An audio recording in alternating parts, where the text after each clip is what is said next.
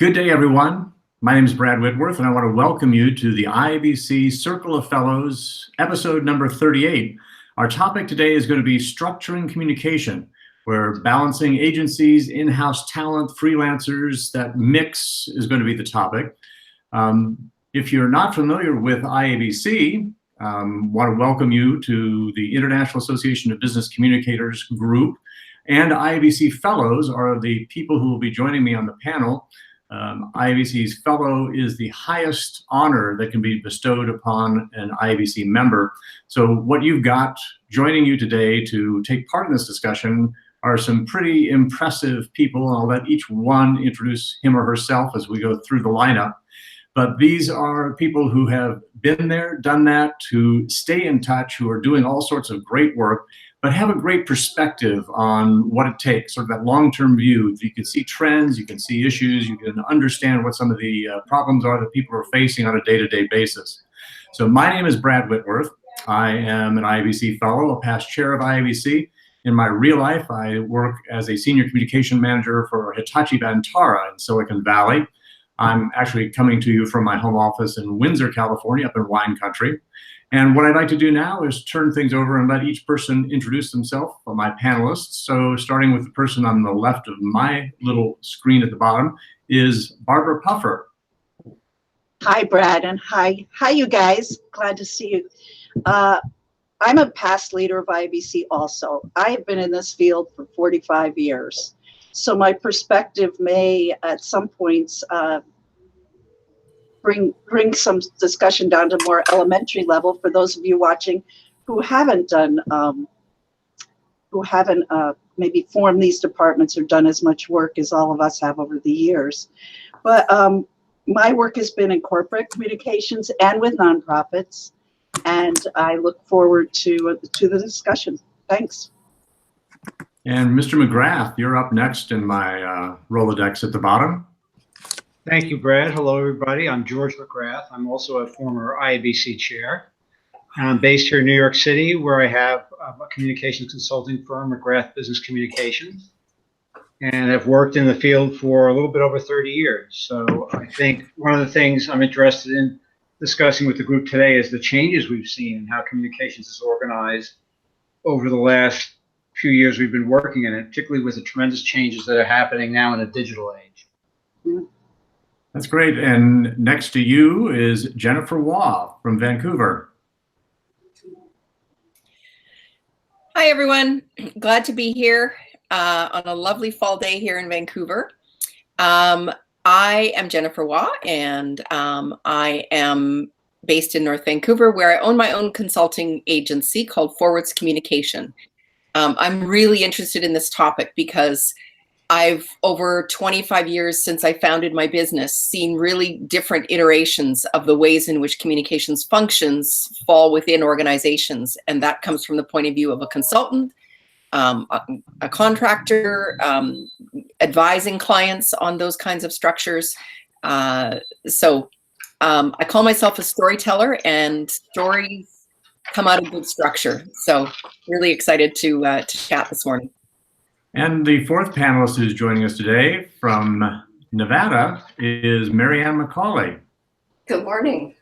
Good morning. Technology wasn't my friend this morning, but I'm glad to be here. So I think one of the interesting things as we look at organizations these days is how everything that goes around comes around. You know, we'll, I'm sure, see and talk about models that existed 25, 30 years ago, and then they change, and then we move to different kinds of reporting relationships, and then in a few years our companies reorganize and we start again and go back to where we started. So I'll be interested in hearing perspectives.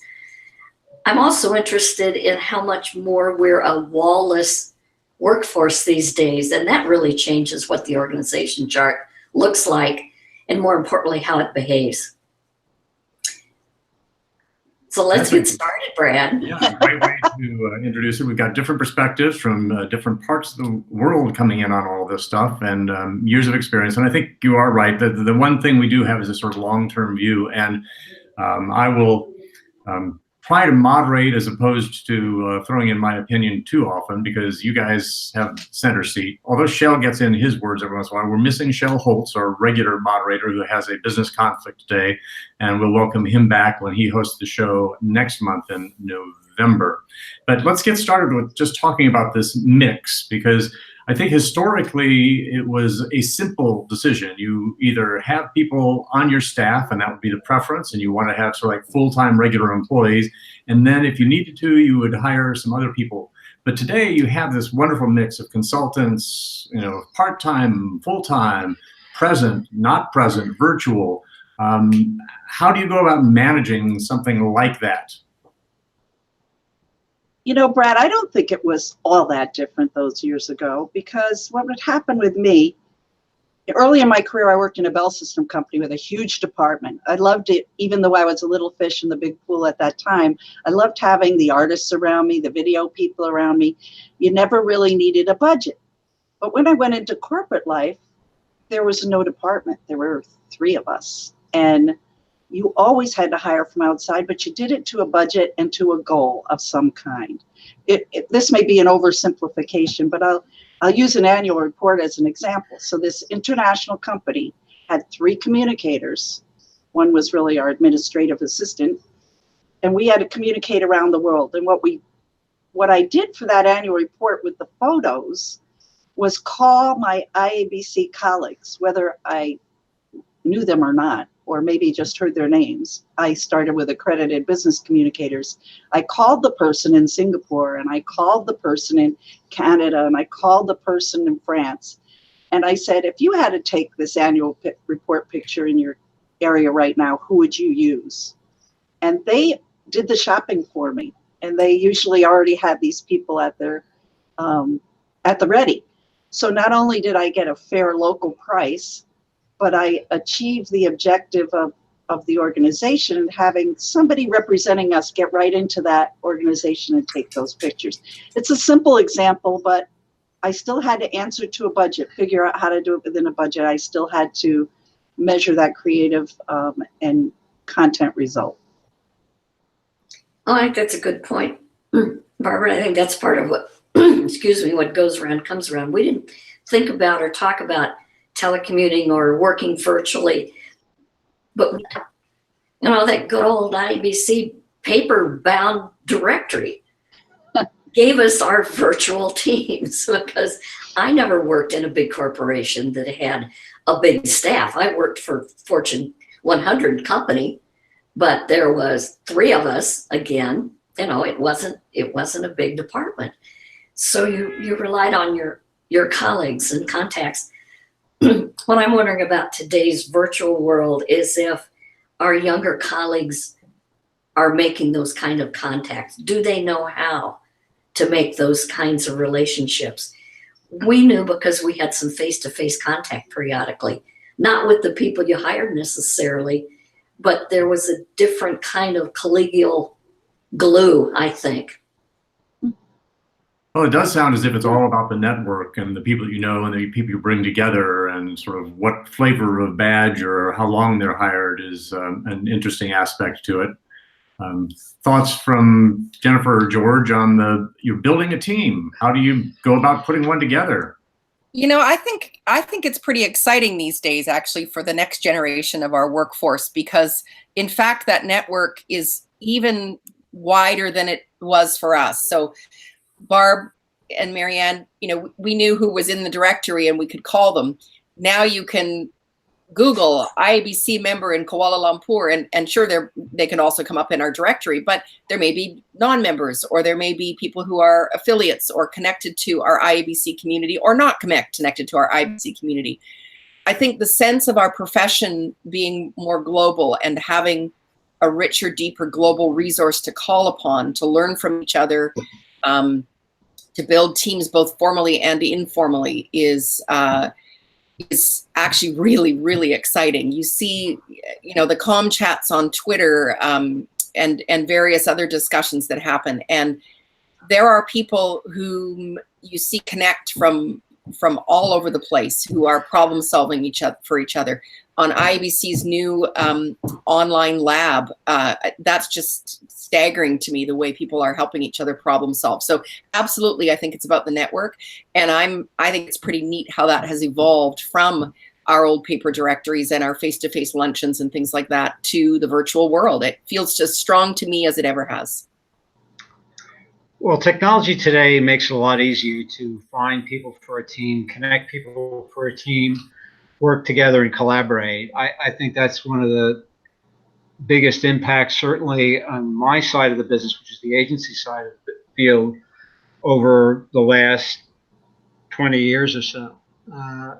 30 years ago, I started my agency career with Hill & Knowlton, and we're a big global PR agency. We had all of the functions under one roof, so you provided one-stop shopping for clients. Well, these days with technology, one, clients can drive the process a lot cleaner, more efficiently from their side, and two, they can cherry pick the best resources out there and build their own virtual team from people drawn from different agencies. Likewise, the agencies don't have to have every specialist on their payroll. They use a lot of consultants and freelancers as well. So it's really helping us very cost effectively access a breadth of talent that was difficult to find before. That said, I do miss the old paper directory, because it always was neat. I always was, let me go to Indianapolis and see who's over there, who's doing publicity. So it takes a little bit more work using the databases sometimes for us folks who didn't grow up with it, but they're very powerful tools that help you put together a network very effectively and quickly. So George, you talk about cherry picking, and what interests me is I know what I do, but I wonder how good the references are these days. So you're in the virtual network and somebody tells you they're good at something. The old days, you had this in-between reference, the other IABC member, for example. I use that example. And I wonder how we best figure out who are the right fit for us, who's really the good writer or the good media person or the good strategic planner or the good one-off project person. I do have a couple thoughts about that, but I'd like to hear what you all think about that. Who's really vetting all these folks out in the virtual network? How does somebody really know that that's who you want to cherry pick? Anybody else want to? I'll chime in. I think that, in fact, again, the virtual world has kind of accelerated that process. So as always for me, a calling card is someone's volunteer experience. If I know someone has shown up well on a committee or a project, either virtually or in person, or that someone I respect says, Barb, you did a great job on that committee or that project, then that's a first calling card for me. That's a first filtering. And that still exists, again, virtually, whether I've met that person in real life or not. And then I think, I've done this because my business has been a virtual strategic alliance for 25 years. I have only ever, no, that's not true. A small group of us worked in an office under the same physical roof for about 5 years. And aside from that, I have a core team, and they are dispersed all over the place. And then I do cherry pick additional people depending on the job. And many of those, as a writer, or just to use your example of writers, Barb, many of those come across my desk because I've seen them on social media, or because, again, I've had an introduction to them through IABC, or someone will say, I'd like to vouch for this person. And others, it's just about watching for a little while and kind of ensuring that they have the same strategic fundamentals that I'm looking for in my team members to bring an element of elevated business sense to the storytelling work we do. Oh, and I was going to say, you just have to watch some people via their Facebook posts to get to know them a little bit better. Sometimes that's a good and a bad thing.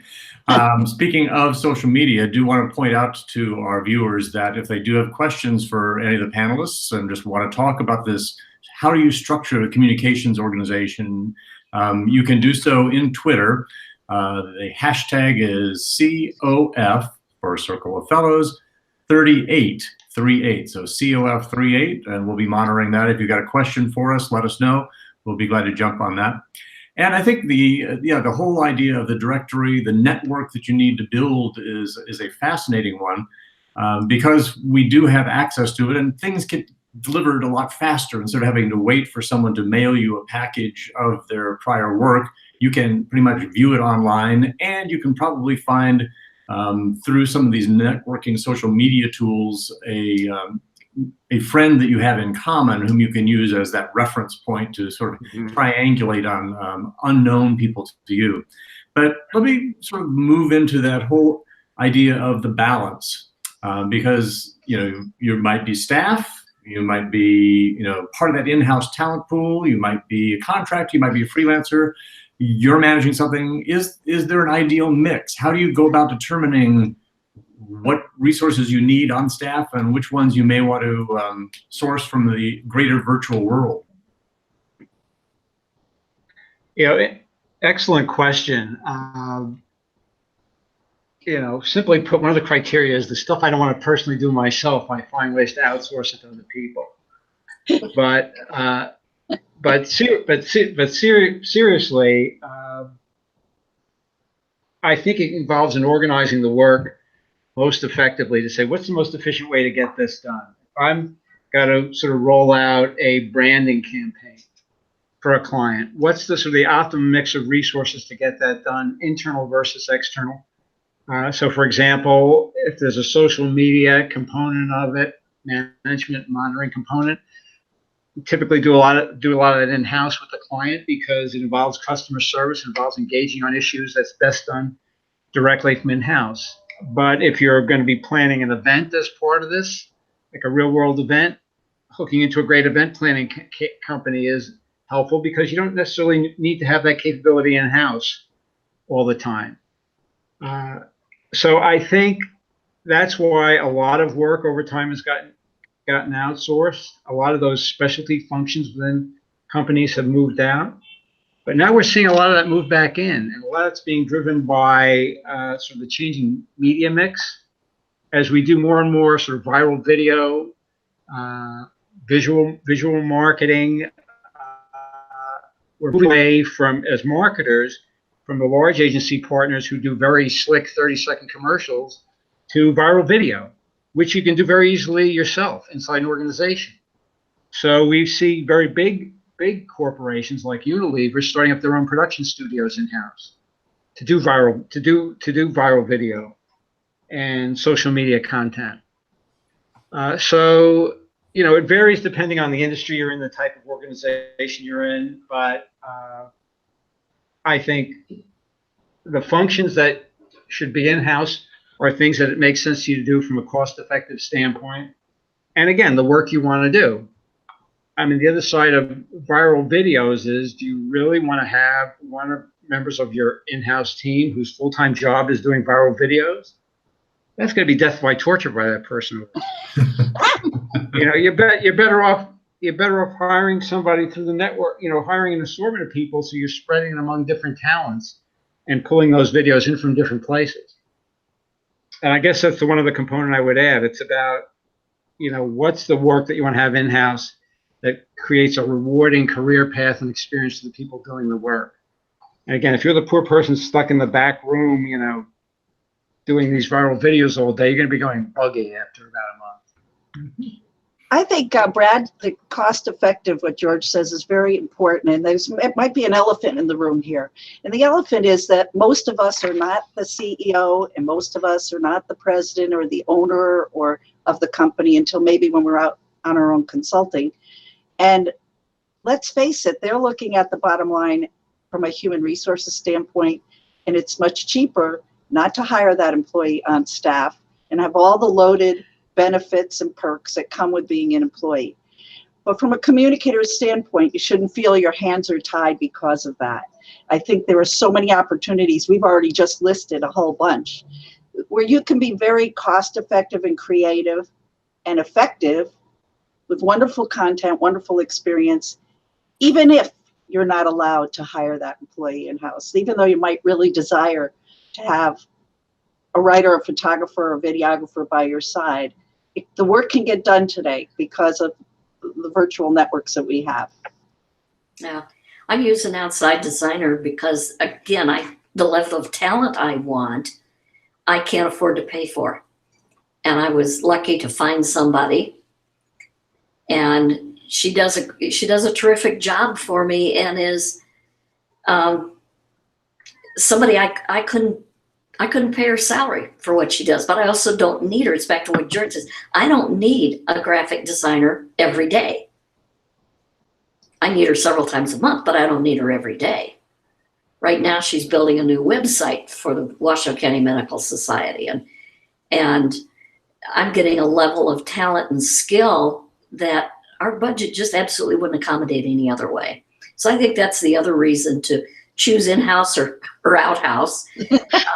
Also, like George says, there are some tasks that you don't want to have somebody doing all the time.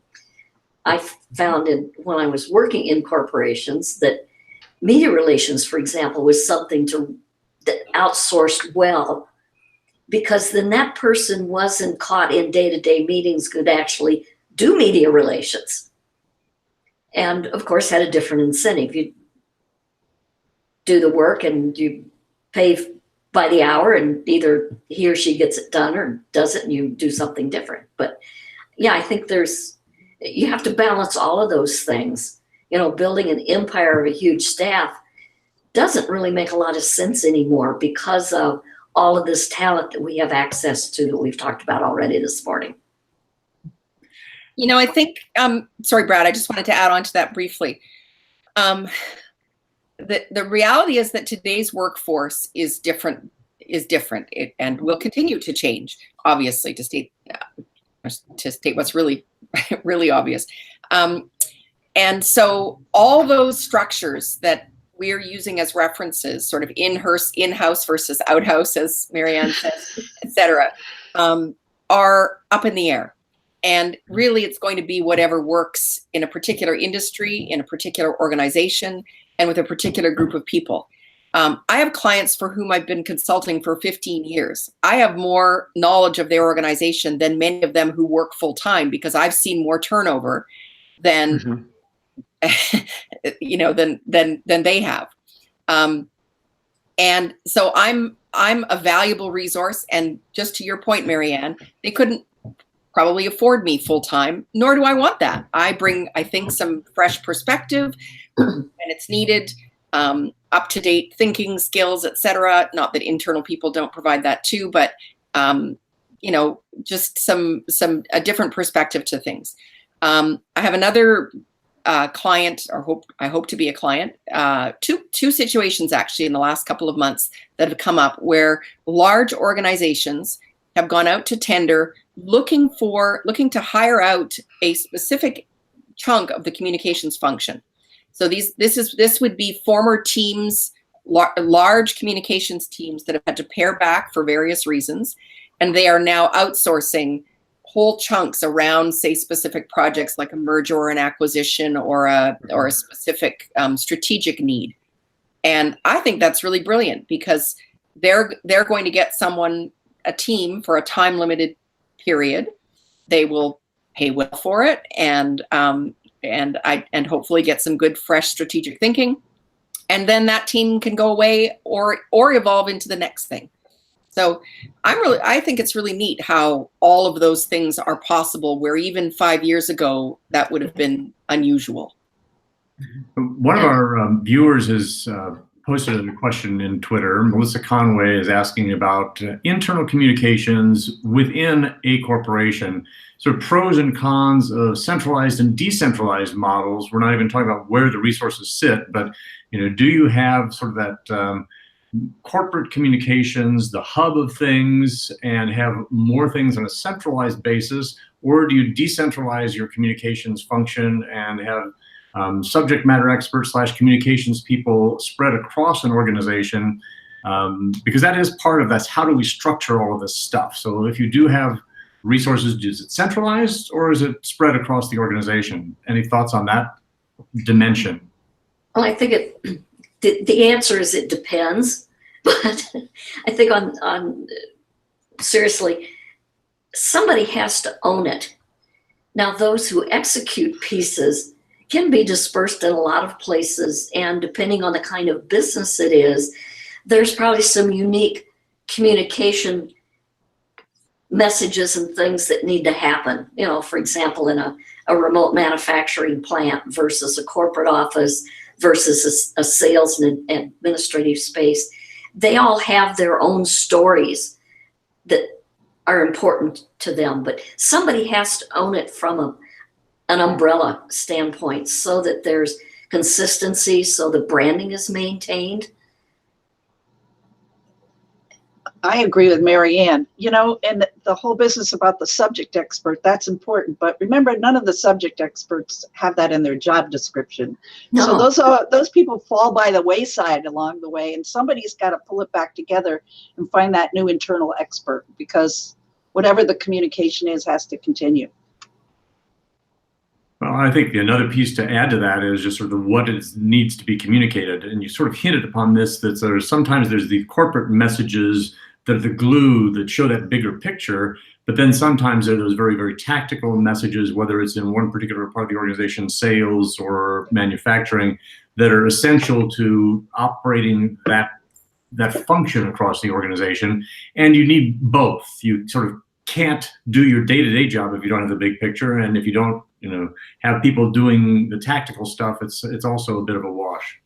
Right. So in communication world, the newest issue, Katie Payne has a great article talking about a radical restructuring of communications function, where she feels that a lot of sub-functions, including things like legal and HR, should report up through corporate communications.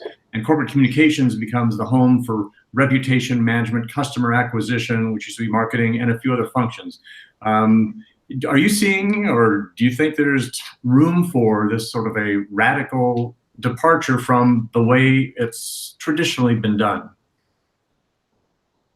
I think there's room for all variations. Whether we'll actually see that, I think it's great for Katie to provoke us to be thinking differently. I can't think of any examples of organizations that are even close to that, but surely there will be some, or are some out there. I hope there are organizations who will try it. I think it makes a lot of sense, but what is logical and makes sense isn't always reality. I think these days it's less about the organization chart than do you have a structure that can engage the right people who need to be involved in addressing an issue, moving the information, engaging with stakeholders, and solving a problem, regardless of where they sit in the organization. I mean, there's going to be a lot of reasons why the legal department is never going to report to the public relations department, as much as we all think that'd be a great idea. But it's more about how you have relationships and build a network internally and have a structure so that you can quickly assemble those different experts from those different areas of expertise to address an issue. Because particularly today, we know, the old rule of crisis management, the things you do in the first 2 to 24 hours affect the crisis. Well, now it's what you do in the first 2 minutes. So you've got to have an ability to sort of snap together a team of people who respect each other, who know what they bring from their discipline, who know what they don't bring, and can work quickly together to solve issues. So I think it's less about who reports to whom, and more, do we have sort of a team of equals and talents who can collaborate very quickly to address issues and opportunities. Yeah, I got an example while you were talking, George. I thought about I developed a business plan for the Community Foundation of Western Nevada. We finished it 2 years ago in February. And when we got down to the tactical piece, rather than filling in the action items from a siloed perspective like what is usually done, the CEO, and this was his idea, I wish I could take credit for it, he set the group down and everybody contributed ideas of ways to achieve the objectives. And regardless if that was, if they were the content expert or not, and they were able to discuss it, hash it out, I facilitated some of those discussions. And they've achieved a 3-year plan in 18 months.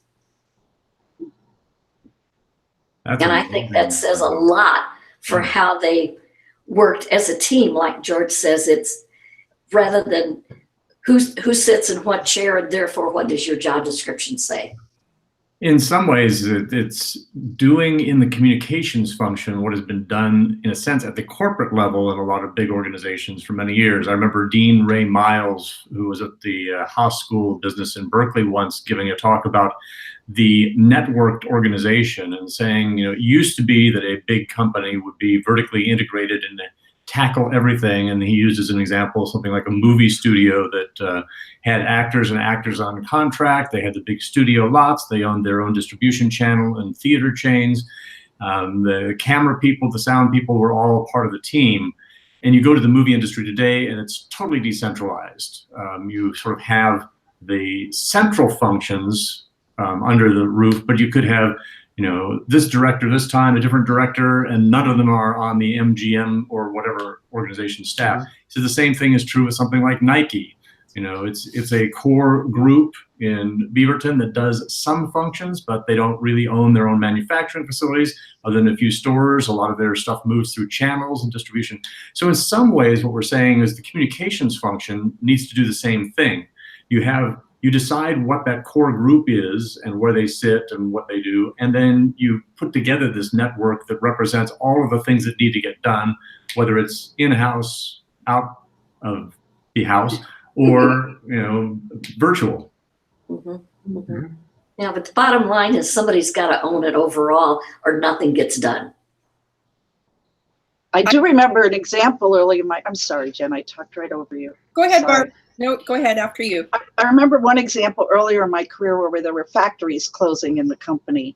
And in one case, the way they went about it and who was brought to the table made for a very unhappy workforce. And the second time around, they wanted the factory to stay open for a certain period of time, but they were letting people know it would close. There was a finite calendar date there. And that was an interesting time where I was brought to the table as a communicator and was pretty proud of how the communications professional could bring so many different, the feelings of the employees to the table in a different way than human resources could. And so the team in that case, of course, they were the engineers and the manufacturing supervisors and people like that. But the communicator, and I don't say just me, I think anybody that's certainly on this call or people we know could have done the same, but we were invited to the table, and it made all the difference in that factory closing where they needed some people to stay for a while longer than the previous one where everybody was so unhappy. Yeah. As so often, I think in so many organizations, it comes down to leadership. And Mary Ann, in your example of your client that completed their plan in 18 months, and Barb, what you're talking about, in those organizations, I suspect, to your point about owning it, but also owning it sort of not just from a functional point of view or an operational point of view, but from a, for lack of a better word, sort of spiritual point of view. Yes. Really profoundly understanding and valuing communications. We know those leaders are rare gems, and we flock to them. I'm working with a client right now who is honestly one of the most well-known, one of the most important companies in Canada that most people have never heard of. They're an aerial firefighting company, and they have no formal communications function. And when I first went in there, I was really curious about that. And I've come to learn that they have an incredibly high functioning informal communications network going on. And that comes from a leadership team, and in particular, a CEO who is just a natural communicator and has embedded that throughout the company. And so while I'm itching to get my hands in there, and they've been very open-minded and open-eared about some strategic ideas beyond the project that we're working on, I have to say it's working well. I don't know that I would mess with it much. A quick reminder for all of our viewers that if you want to get down the conversation, if you've got a question for our panelists or just want to throw open a great discussion topic around this notion of how do you structure communications in a rapidly changing, digitally influenced world, we're on Twitter and we're monitoring at hashtag COF, Circle of Friends 38, COF 38. So send questions in if you'd like to. It's a great conversation because I think one of the things we've hit upon is the sort of the underlying philosophy / people who get it, and I think that applies to CEOs who get it. If you read Heather Vaughn's piece in Communication World, she's really talking about some key roles that can be taking place, and she said you need to have, and she uses more of a sports analogy, everything from the strong starting lineup, managers and longtime employees, cheerleaders who are sort of informal advocates for things, a defensive strategy. But she says it all starts with a great coach.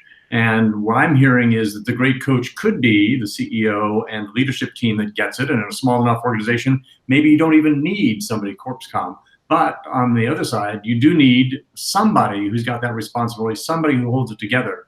So is it a singular role, or how do you go about finding the right person and getting them plugged in so that they're doing the right thing for an organization?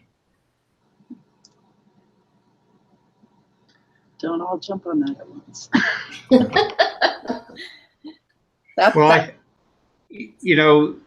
What CEOs are looking for today is a strong chief communications officer who really can look across all the communications in the company and all the disciplines and pull it together and integrate it. Because the fact is, in a digital world, all the audiences we deal with, all the constituents we deal with can see everything that's going on, freely share information that's going on. So we need to make sure the communications our communications and messages are aligned on the same page, and that we're prepared to very quickly wade in and deal with problems and issues when they come up.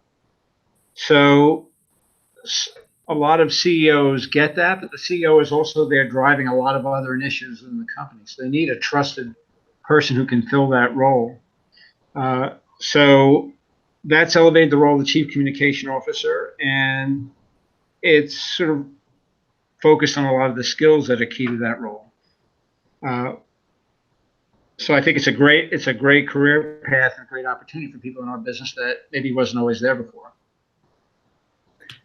Is there some career advice in there, George, for what does it take for an IABC member or anybody in the communications field to aspire to that? If they've got to pull it all together, do they have to have worked in all these different functions that are across the communications disciplines? Not necessarily, but you got to work in a lot of them. And I think the main thing we have to bring to it in terms of our thought process is thinking like the business people. Yeah. One great quote I saw, I forget which CEO said it, but there was a survey, interviews with CEOs about how they view the corporate communication function. And the interviewer asked the CEO, well, so how do you put together your corporate communication plan? And she said, we don't have a corporate communication plan. We have a business plan that we communicate. So in other words, starting point with the communication plan is always the business plan of the company. And the objectives and the goals we put into our communications plan are not about, we're getting more page views or we're getting more clips. We're developing programs that are going to help drive towards customer acquisition, or getting more investors to back the company, or getting more talented people to apply for jobs with the company, whatever that business objective is. So certainly getting exposure to that, whether it's by being open to that in your communication job and paying attention to what's happening in the business, or actual line business experience, are helpful. And particularly in the younger stages in our careers, we can have opportunities to do that. You have an opportunity to come in as a talented young communicator, and you get spotted by HR as a rising talent. They said, we'd like you to go into the management training program. Well, as opposed to thinking, well, no, I don't want to do that, I want to keep doing publicity, it might be a good move to take some time in a line management role or a sales organization role, and get exposed to actually how the business works, how the business makes money, and the challenges that it faces every day. Yeah, I think that's good advice, because there are so many companies around the world that do all kinds of good in-service training of different sorts that are unrelated to your specific technical expertise. And to not branch out and take advantage of that, I think, is not smart. I was lucky and worked for a big bank holding company that did all kinds of management training things when I was there. And I had a boss that let me go to anything I wanted to go to. And it wasn't that he was a particularly good boss. He was just not particularly concerned about budgets. So I got a lot of good expertise in the 3.5 years I worked there that I wouldn't have gotten working for another company maybe. So, my career advice is look for those opportunities and take the extra time it takes you to take advantage of them.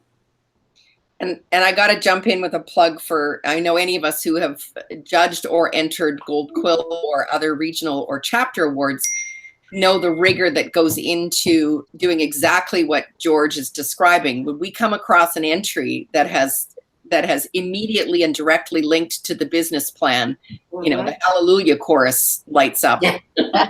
Because that's what we're looking for. And the best ones I've seen have been ones that list the business goals and objectives and then list the corresponding communications goals and objectives tied directly to that. And you just kind of go, oh, somebody gets it. Somebody's doing it. Mm-hmm. But just on that note too, on the sort of career advice stuff, IABC's job task analysis list that many people worked really hard for a long time to develop.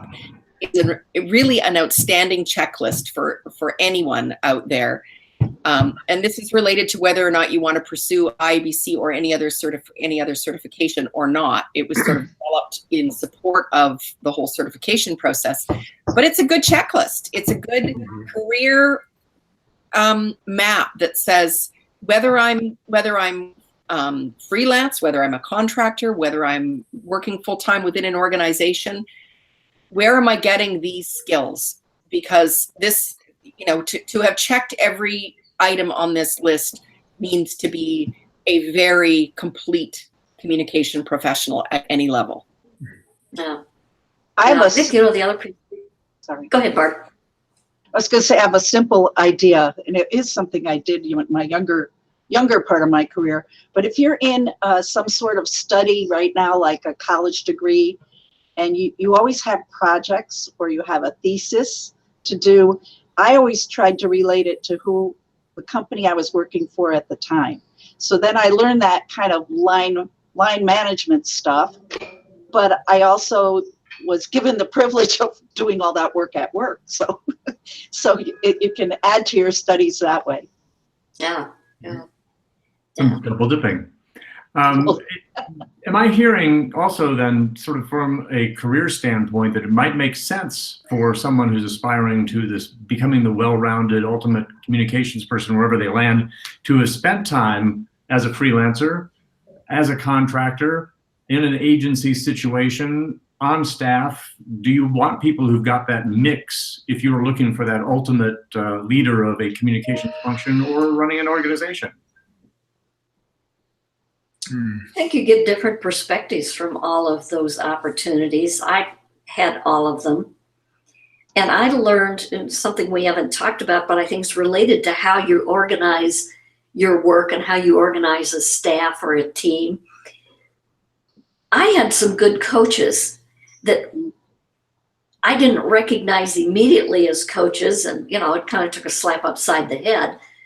When I worked for a bank in St. Louis, Fleischman Hillard was the agency of record, and they'd been there like 20 plus years. So if I hadn't liked the people at Fleischman, it wouldn't have made any difference. I was stuck with them. Well, I was very lucky. I'd be in a meeting with the CEO and of the bank holding company and the lead bank, which I worked for both of them. And John Graham would say something like, well, Keji, I agree with Mary Ann that we ought to do such and such. And after the meeting, I think I must have had a pretty good poker face because I'd never brought up whatever John was talking about. And I said to him in the hallway the first time he did, I said, we didn't talk about that, or I didn't think of that. He looked at me and he said, Mary Ann, you would have if you'd had time. So that other piece of career advice is listen to those around you. Watch how they operate. Watch what they do. I learned to be a good business advisor from people like John Graham. Mm-hmm. And I was lucky enough to pay attention and recognize it. And then in years since, I have found that in subtle ways, I've done that same thing for other communicators. When I was nominated for fellow, I was astounded at the number of support letters that said, Mary Ann's been a mentor to me. And it's like, I was. So we need to look at how we support each other as we work in those virtual teams and what you can gain in growing your skills as a leader. Brad, all these topics, I think we could spend an hour on each path we've taken so far. But I have one narrow thing I'd like to bring up that hasn't been brought up that's related to all of this. And that has to do with the fairness and ethics of hiring the consultant or the some of you are calling a freelancer. I prefer to say independent contractor.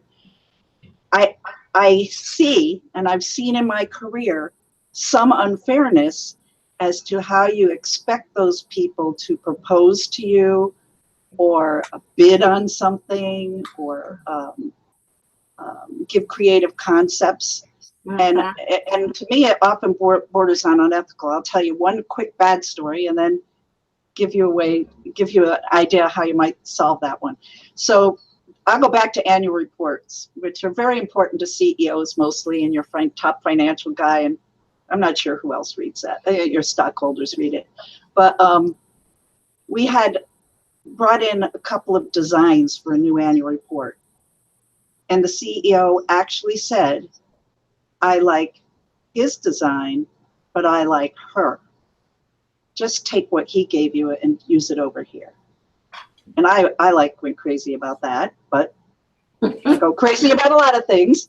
But in the future, what I would do is budget into the project. And I think you could do this with any large project, whether you're hiring for, like Jen and I might hire somebody to be on our team on the consulting side, or if you're inside and you're hiring one or two people or a team, budget in some money for those concepts. So the next time the annual report came along, I could narrow down the people that I thought would be best, might offer the best concepts, and I could pay each of them, this was a long time ago, pay them each $1,000 for their concepts. Mm-hmm. And there was some trust going on between me and those vendors. And one was selected and one got the whole ball of wax, a big job. It will never stop that leader who believes that anything that comes to his or her desk belongs to them. But it was a better way to treat the consultant, to treat the designer. And that's an idea I hope somebody listening might do. Budget in some money for those people who stand on their heads to give you their best concepts. Yeah, good point. I think treating all your members of your team, and particularly when you have consultants or freelancers on your team, with respect, with fairness, and how you like to be treated is obviously the golden rule. But when we put these teams together, I always try to treat the consultant partners we work with basically as if we were all on the same payroll. In other words, if we're paying our employees at the firm every 2 weeks, you know what? The consultants are going to get paid every 2 weeks. And you'd be surprised how rare that is in the industry, where you got a consultant, particularly like somebody who's working from home or a solo office whose cash flow is tight, and they're waiting, like net 75 days for a check. We should put people in that position. So if we can afford to pay them, we should pay people like we like to be paid, promptly, take care of them. The other thing, going beyond pay, is engaging consultants and freelancers as a part of the team, not just handing them an assignment saying, hey, I want you to write like 5 fact sheets for me on sustainability. it's investing the time up front to sit down with them and say, hey, let me walk you through the issues we're having communicating our sustainability initiatives to these different audiences. Here's an area where our surveys show that people just don't get what we're doing. And it's because our messaging is just too complicated. We have too many examples. So I'm really looking for your ideas as a great writer to how to simplify and tell the story in a more compelling way to people and give them the context so that they can get a work product back to you to mark. I mean, today with the technology, it's too easy to just sort of say, once you have a consultant, all right, here's a bunch of files, take a look at this, turn it into something for me. Right. I mean, it's always kind of fun when you work with a client like on a thought leadership program to build the credentials of their executives. And you say, well, let's talk about what are the key issues for your business? And they'll say, I don't know, why don't you figure it out, write it up, tell me, and send it in. Well, so then you're guessing, like, well, I guess I better start reading the Harvard Business Review on the agriculture industry and figure out what your point of view should be. So that's just a waste of everybody's time. So in our fast-moving world, and somewhat impersonal world, it's important to make that time to make sure the members of your team, particularly consultants, are appropriately briefed up front, and that you have an ongoing dialogue and relationship where you can be feeding ideas back and forth. I think that's just going to get better results, but it's also just more personally rewarding, professionally rewarding for everybody to work that way. Mm-hmm. We are quickly approaching the top of the hour, and what I thought I'd do is at least give you guys an opportunity for the shameless plug part of the program, where you might want to talk about what's going on, or where you're going to be publicly appearing in the future, so that if people want to take in your next show, where can they come to see and or hear you? Anybody want to jump in and say, hey, come see me? I'll put a plug in for not way less about me, but I'm really tickled to be speaking at the IABC Heritage Region Conference in Richmond, Virginia, coming up in November, the 11th to the 13th. And ironically, I'll be speaking in the closing session. It's really related to a lot of what we're talking about today.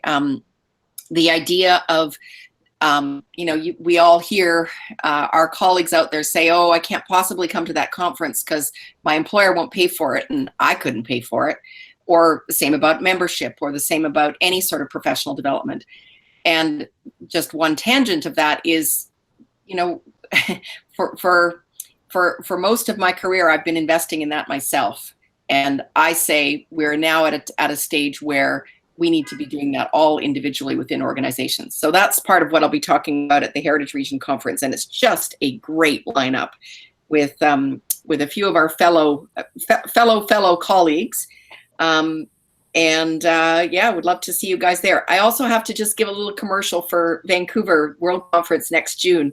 I'm just so excited to see the conference come back here after, I believe it's 13 years. And it was just always one of the best attended conferences out there. And I know we're going to do a great job hosting all of you. Specifically, and for anyone listening, the call for speakers ends on October 26th. And I'd just love to see any of you out there with some great ideas or great case studies, including all of my colleagues here on the screen. Throw a submission to speak and come and talk about that. And then, register, sign up, come, have fun. We'll do more than yoga. And hey, cannabis was just legalized yesterday, so I can't say what that might have. And it's not necessarily of great importance to me, but maybe to some of you. We'll all be there. Barbara, Mary Ann, George, anything that you've got coming up on your plates? I'm trying to close in on retirement. So I'll just give you two pieces of advice. If that's what you're doing and you've spent 45 years like me being a communicator, maybe you help somebody who's with a very worthwhile project ghostwrite their book like I am, or you coach or mentor a younger colleague like Mary Ann suggested.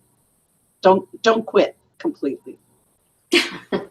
No, I haven't quit either. I took on a new career, and that not quite 2 years ago as an executive director of a nonprofit.